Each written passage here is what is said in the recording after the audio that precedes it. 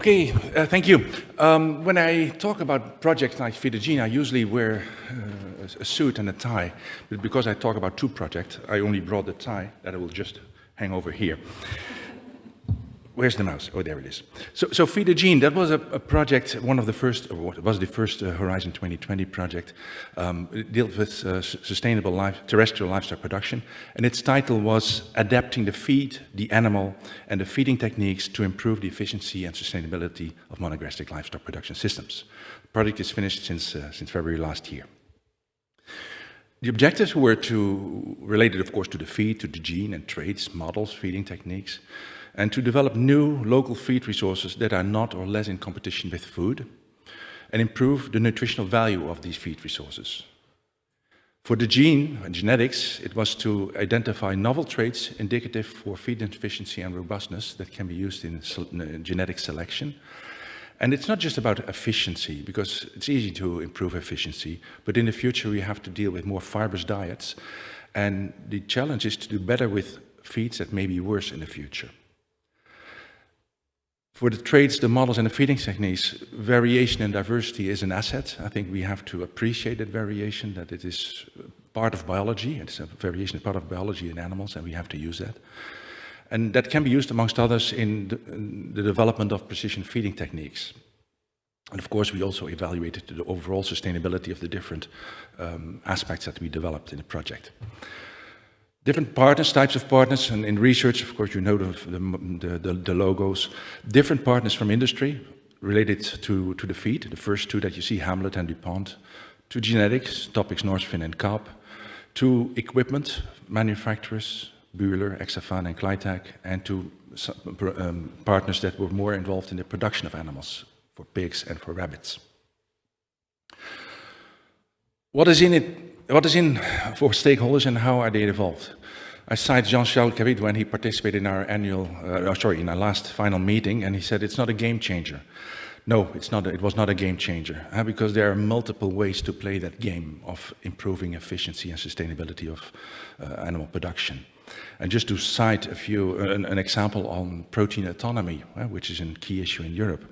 We can grow European-grown protein sources. It can be sometimes rapeseed meal, but it can in Southern Europe also be soybean meal. And we can also use, of course, the protein that is in cereals. There's a large part of the protein supplied to animals that are provided by cereals. We can use fractionation technologies like separating proteins from grass. That was done in Denmark, where they cannot grow soybean meal. Animal genetics. Animals are not using their protein sources with the same efficiency, so we can use genetic selection to improve protein efficiency. And of course, precision livestock feeding to feed exactly the amount of protein to the animal that we think the animal requires. So there's multiple games can be played, multiple ways that a game can be played.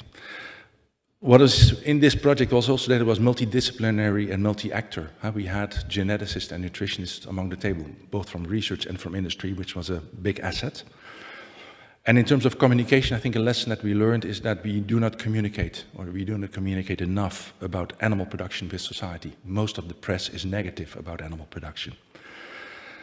And the perceptions of the aspects that we developed depend on how the issue is addressed, and this relates specifically to big data and precision livestock farming. If you ask consumers or citizens what they think about precision livestock farming, their perception is very much dependent on how the question was raised. What is the research and innovation needed? I think there's an ever-increasing need for integration and observing variation in our animals and in our animal production systems become more and more accessible by different feeding stations and analyzing of blood, urine and feces. But these indicators are not a holy grail. Microbiota is not a holy grail. It's part of the information that we can obtain from animals that will tell us something about the status of that animal. Which means if you want to integrate that the data should be as open as possible, because integration means you use information from different sources and you try to make some common sense out of it. And when we do that, the question has to be asked whether that approach that we will develop, should that be data-driven, big data, or should it also be concept-driven, things that we know about? So it's probably a mix, but that's something, a real issue, but not everything is in data, big data. And as I mentioned before, we can seek value in variation. About the feed, for instance, in Denmark, you can grow grass, but not soybeans. So with the separation of different fractions from the grass, protein for the monogastrics, fiber for the ruminants, we can generate variation and use it intelligently. In terms of genetics, in projects like these, it takes time. You don't do genetic improvement in five years. And of course, the information-based technologies like precision livestock feeding to manage variation have a great potential, but are we and is society ready for it? Thank you.